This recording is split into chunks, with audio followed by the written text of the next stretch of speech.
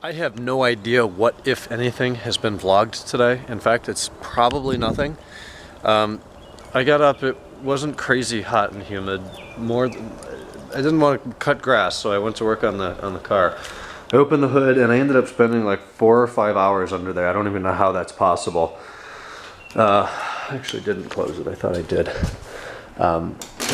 But all of the detail work, I suppose I'm gonna have to turn the light on, that I wanted to do is done. I'm gonna turn the light on and then we'll show you more. I drove it very little today, probably only 12 miles. I've been trying to do 50 a day, so today's a loss. Got 100 in yesterday though. So I took like everything off of this engine. Maybe I'll put a couple of clips in that I made for an E39 source video. All of the intake boxes, all of that, the plenum, everything off that strut tower, and cleaned everything pretty well. It's not perfect.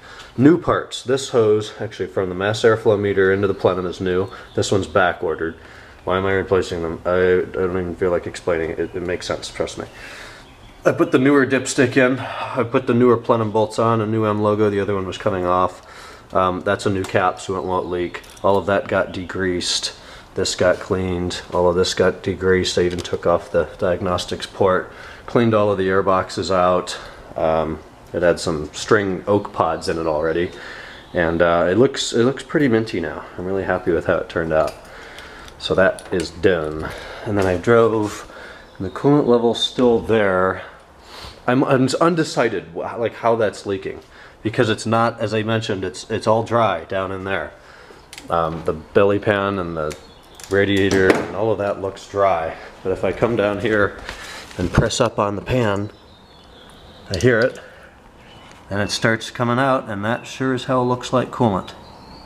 So, man, I mean, if it's like in the if it's in the valley, or if it's that place that was leaking before and the transmission has to come down, that could be like more days in the shop. That would not be cool. Drive shaft, exhaust, transmission, and they need to reset the pressure plate again. That could really suck, and they better not charge me labor on that, because I've only driven it 300 miles and something's wrong.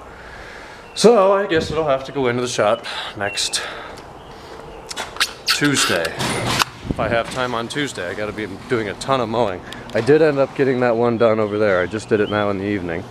I'm going downtown to hang out with Razvan, and there's a lot of rain coming, so I'm gonna drive this thing. But in fact, I hear thunder. Yeah, so that sucks if they'll have to do that, but it's whatever. It's a leak. That just means it's a bad gasket or a seal somewhere. It can be fixed. Boy, this thing's covered in pollen. All right, speak to you from downtown, perhaps. Joe, this is for you. Stasis badged S4. Unfortunate dent there. Some kind of wheels. Stasis. It's a manual transmission car with a passport radar detector of some sort. Really sharp. It's a new one. It's got some temp tags on the back. Is it a V10? Doesn't sound like it. No. What up, dude bros? Sir. Dude, sir. Joe, there's the other S4 for you. Black with the 19s. Nope, can't see shit. It's really windy and it's pouring down rain. And this sits clean inside. So I hung out downtown for just a little bit with Razvan and Sabrina. I had a Nutter Butter, and they got Jimmy John's, and now I'm home, and I'm diagnosing things. Okay, so I put the cup under the car, I pushed the under sheeting pan up, and this is what came out. It's kind of a bluish green teal. And then I opened the lid on the expansion tank and shoved a turkey baster in there and pulled that out. Clearly a lot more blue, a lot deeper, more concentrated color. So now we smell. That one smells kind of soapy. That one smells very sweet. So they have a distinctly different visual appearance and different smell, which is good, and hopefully then not coolant.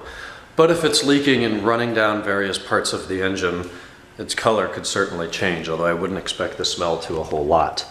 So I'm gonna put this back on so I don't forget. And I'm going to leave the floor fluid cup under the car overnight and see if anything else accumulates, and then I'll maybe get some more in there tomorrow and I'll do the color smell test again, and then I'm just going to keep my eye on the level, obviously. But at this point they look and smell different, so that's good because I don't want to deal with the coolant leak. Unbelievably, tomorrow is day 2000. It's 1999. I can't believe it. It doesn't feel like, man, was it like 3 years ago, day 1000, Alex and I sitting in the kitchen. I put together a montage of kind of a highlight reel of the first 1,000 days. I have not planned for that on year 3 or year 2. 2000, day 2000. I have not been collecting clips, nor am I going to be able to go through the past 3 years and recollect and put together a collection of highlight clips from the last 3 years. It's not going to be able to happen. So tomorrow is going to go as tomorrow goes. It's unbelievably Memorial Day. How funny is it that day 2000, day 2K hits on Memorial Day, which is awesome. Memorial Day is kind of the same thing every year. I have to get up early, which puts me in a pissy mood for an hour, but I can handle it. We go to the Hudson Parade. It's not a big deal. It's kind of just all of the middle school kids and their cheerleading and the Boy Scout tribe and everybody in some old cars and fire trucks, and it was really fun as a kid, and we just keep going because it's tradition. And we go and we sit through that for about an hour. That's tomorrow morning at 10. Then we move on to brunch, breakfast, lunch, whatever. It's brunch at yours truly in Hudson. We usually eat outside. And then we go to the pool, spend a couple hours, chill, relax, and then I don't know what the evening has in store. So tomorrow Megan's coming down. We're going to see Razvan and Sabrina, probably definitely Kenan. Who knows who else. It's going to be a fun day. I'll film as much as I can, but it's not going to be a big 25-minute video that day 1000 was. I don't have the time for it, and I'm just going to enjoy Memorial Day with friends and family. So that's tomorrow.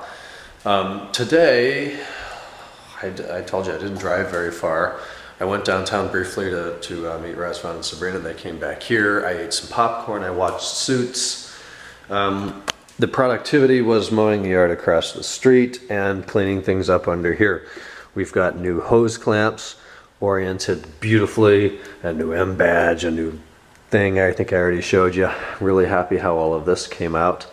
And then I did a little bit of diagnosis on the known coolant. It's that dark blue. And then I've kept the other cup under here. And a little bit ago I came under here and I pressed the pan up, and we've collected that much more fluid, and it's still a lighter color. So I'm thinking it's washer fluid leaking from somewhere. And yesterday, in the rain, I pulled that trigger for the first time in probably a year or more. So there's probably a cracked hose or bad junction, or the reservoir for the washer fluid itself is cracked, or something that would involve removing that wheel and the fender liner, because the washer reservoir is located right here on the other side of the fender, and you pull the fender liner and then you can gain access to it. So, you know, I am all for letting it leak out, do whatever. I don't care. I'm not going to use that system. If there comes a time when I'm driving along and I need washer fluid and it's not there, that will piss me off enough to the point where I'll take that apart and diagnose it and replace what's wrong. Or I'll just rebuild the whole system like we did with Kenan. This pipe up through the chassis, and then the little Y pipe that goes up and behind here and into the nozzles themselves. But at this point, that's not even a concern, so I don't really care. Just let it go. I just don't want it to be coolant, and I'm keeping an eye on this level. And the level fluctuates obviously based on engine temperature. Right now it's showing low. I run the car for a while, then it shows high. So I'll keep an eye on that, see what happens. But I'm gonna go to bed, I'm gonna grab a shower. It's already 2 a.m. and I'm gonna be up at about 8:30 or 9 or something like that tomorrow. It's gonna be an early one, but it's gonna be a fun day. I also replaced the battery thing, this cover. This one was not only cracked right there, but it's kind of rusty and corroded. So it's got a new cable on it, and I was kind of dumb. And the actual battery cable that runs to the alternator, I didn't unplug the battery. It's like a 20 mil or a 19 mil socket. I took this big bolt off of there. Actually, no, here's the bolt. Took this gnarly thing off, I replaced it. And then as I was cleaning the valve cover, I accidentally touched that battery cable into the valve cover. I got a really loud noise and a bunch of sparks all over the place. That makes sense. If I'm going to put the full voltage of the battery directly into the valve cover, that's not exactly designed for that. So it's under the new fixture, but it left a little spark mark in the valve cover. But as you can see, you know, it's not hot to the touch. It's only, what, 12 volts or something? 13, 14 volts. And we got all new hardware there. So, whatever. Live and learn. Whenever you're messing with battery or electricity, you should most certainly disconnect the battery. Or be like me and don't. But it's all in good fun. So I'm going to bed. Happy day 1999. We'll talk tomorrow in 2000 on Memorial Day.